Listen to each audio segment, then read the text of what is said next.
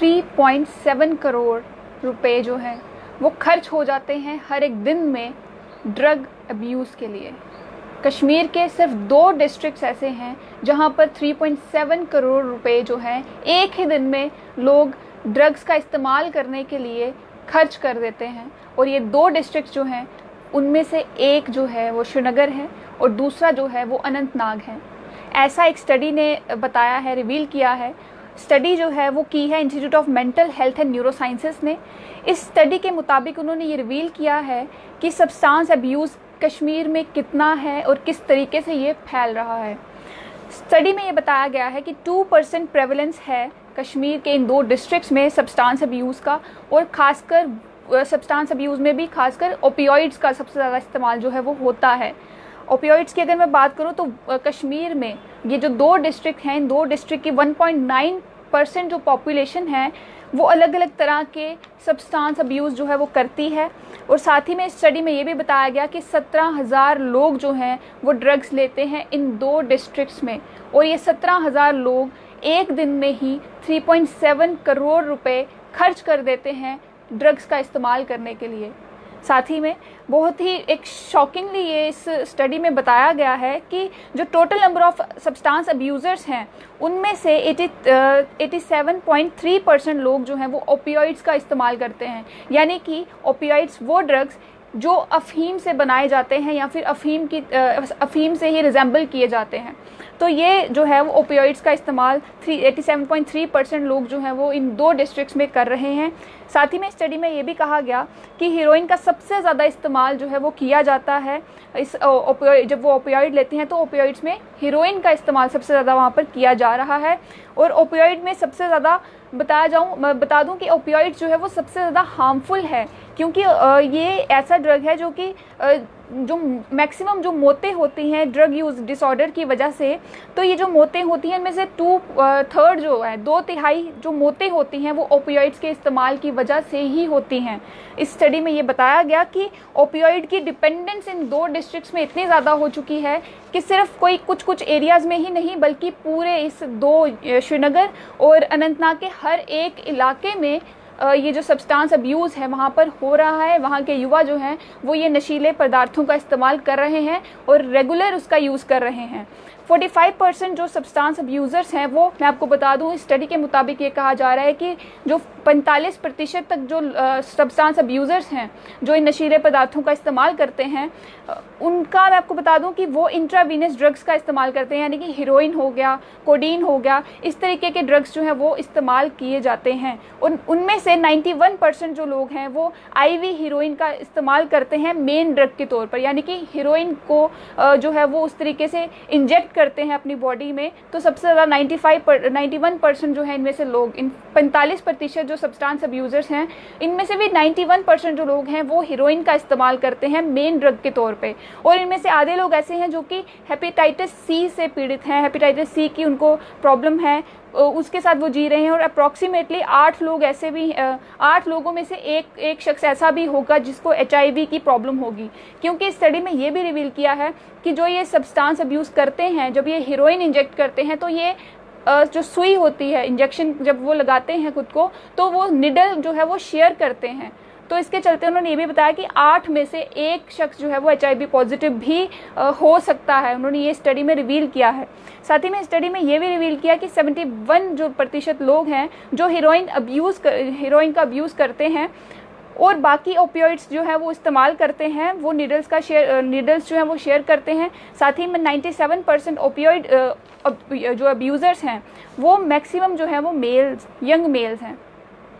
यानी कि युवक जो यंग हैं 97% तक जो हैं वो ओपियाइड अब्यूज़र्स हैं। और इनमें से बहुत सारे ऐसे जो हैं 97% में से जो यंग मेल्स हैं इनमें से बहुत सारे ऐसे हैं जो एजुकेटेड भी हैं, जो स्किल्ड भी हैं, जो कि इकोनॉमिकली साउंड फैमिली से बिलोंग करते हैं और ख़ासकर उनकी इनकम जो है वो 30,000 तक भी है। तो इस स्टडी ने ये भी एक शॉकिंगली चीज़ जो है वो रिवील की है कि ये लोग, ऐसा नहीं है कि अनपढ़ हैं या फिर किसी ने भड़का दिया तो भड़क गए। अच्छे खासे पढ़े लिखे लोग हैं,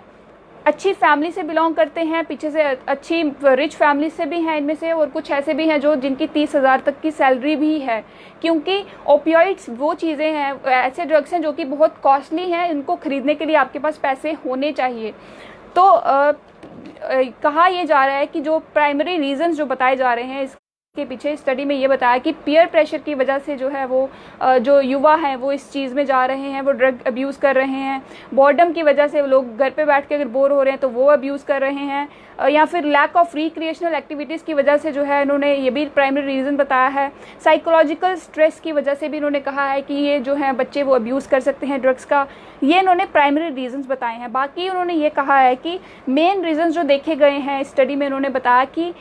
ईजी अवेलेबिलिटी ऑफ ड्रग्स, क्योंकि ड्रग्स जो है वो बहुत ही आसानी से अवेलेबल हो जाते हैं हर किसी को, तो उसके चलते, या फिर उन्होंने कहा कि इंस्टेबिलिटी और इनएडिक्वेट रूल्स जो हैं ट्रैफिकिंग ऑफ ड्रग्स को लेकर जो गवर्न करते हैं, वो भी जो है वो जो रूल्स बनाए गए हैं वो भी थोड़े से ढीले हैं, ऐसा स्टडी में कहा गया है, मैं नहीं कह रही। लेकिन उन्होंने ये कहा कि जो रूल्स हैं वो जो रूल्स गवर्न कर रहे हैं ट्रैफिकिंग ऑफ ड्रग्स को लेकर वो भी थोड़े से ठीक नहीं हैं, जिसके चलते जो है बच्चे इन सब चीज़ों में इन्वॉल्व हो रहे हैं। साथ ही में जैसे कि मैंने आपको बताया कि ओपियोइड्स जो हैं वो बहुत ही कॉस्टली हैं, और ये कॉस्टली होने की वजह से क्राइम को भी बढ़ावा देते हैं। तो अगर ड्रग्स जो है वो कॉस्टली हैं तो बच्चा क्या करेगा कि उसको हासिल करने के लिए, मान लीजिए अगर कोई एक शख्स है, कोई एक बच्चा है जो कि किसी गरीब फैमिली से है, तो वो उसको हासिल करने के लिए हो सकता है किसी हीनियस क्राइम में इन्वॉल्व हो जाए, वो किसी और एक ऐसे गलत रास्ते पे चल पड़े जहाँ पर उसको चलना नहीं चाहिए, लेकिन वो ड्रग्स हासिल करने की कोशिश जो है वो करता है, क्योंकि वो चाहता है कि वो ड्रग्स जो है वो उसको मिले, और उसके बाद जो है वो क्राइम में इन्वॉल्व हो जाता है। तो क्राइम को भी ये जो ड्रग्स हैं वो भी बढ़ावा दे रहे हैं। साथ ही में इस स्टडी में ये भी रिवील किया गया कि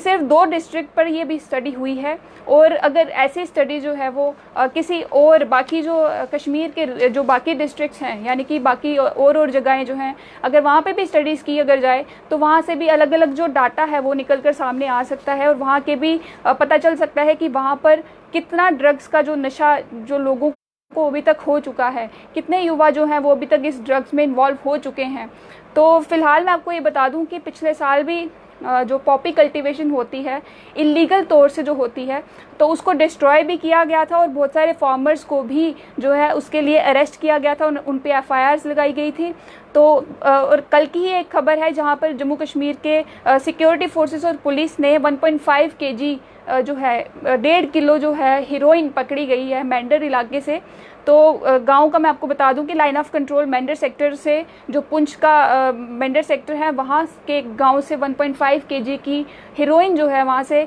पकड़ी गई है। सर्च ऑपरेशन हुआ था डाबी फॉरेस्ट एरिया में, और करीबन 3 पैकेट्स जो हैं वो रैप किए हुए 1.5 हीरोइन को रैप किया गया था उस 3 पैकेट्स में, तो वो भी कल पकड़े गए। तो यहाँ पर अलर्टनेस जो है वो भी बहुत ज़्यादा ज़रूरी है कि पुलिस जो है या सिक्योरिटी फोर्सेस हैं वो भी अलर्ट हो, क्योंकि एक तरीके से ड्रग ट्रेड जो है वो काफ़ी ज़्यादा फैल रहा है। मैं सिर्फ बात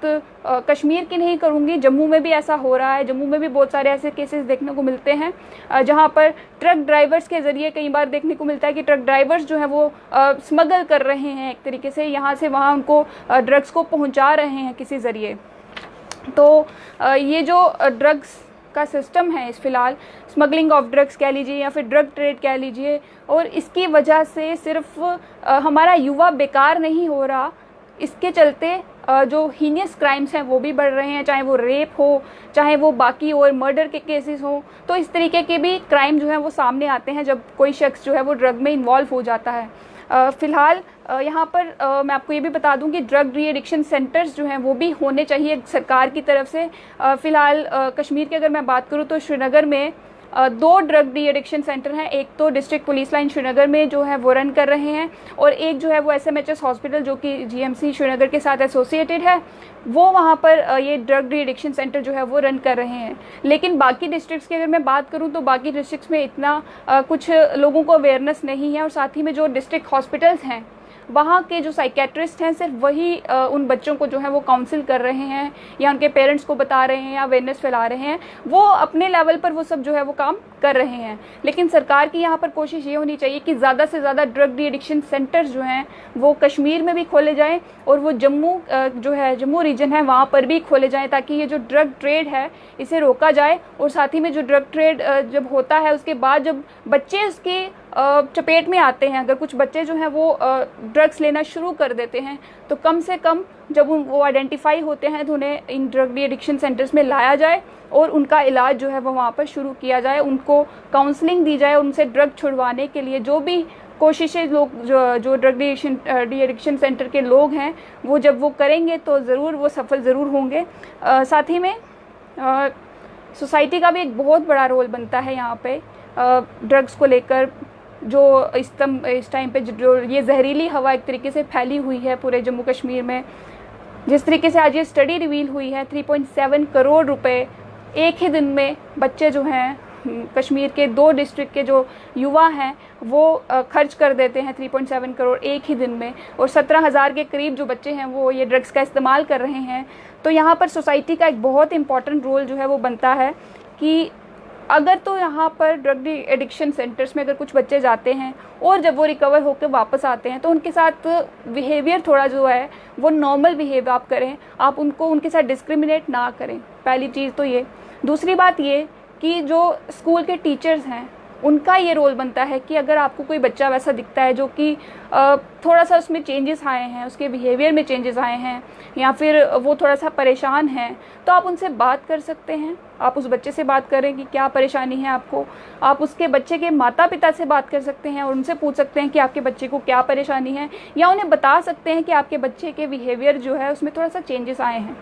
तो जब आप ये चीज़ करेंगे, आप अपनी रिस्पॉन्सिबिलिटी समझेंगे, तो उस बच्चे के माता पिता को भी थोड़ा सा पता चलेगा कि उसके बच्चे में कुछ दिक्कत है, तो वो उनसे आराम से बात करेंगे। वही माता पिता का भी जो है रोल बहुत ही ज़्यादा इम्पॉर्टेंट है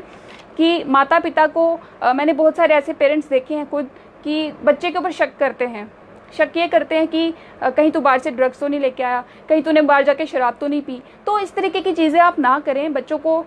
मारें या डांटें ना, आपने उनका कॉन्फिडेंस जीतना है।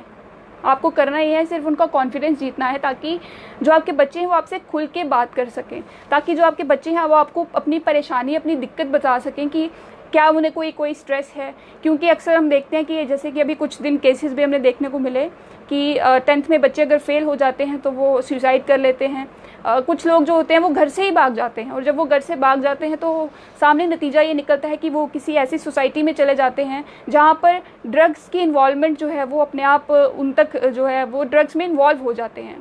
तो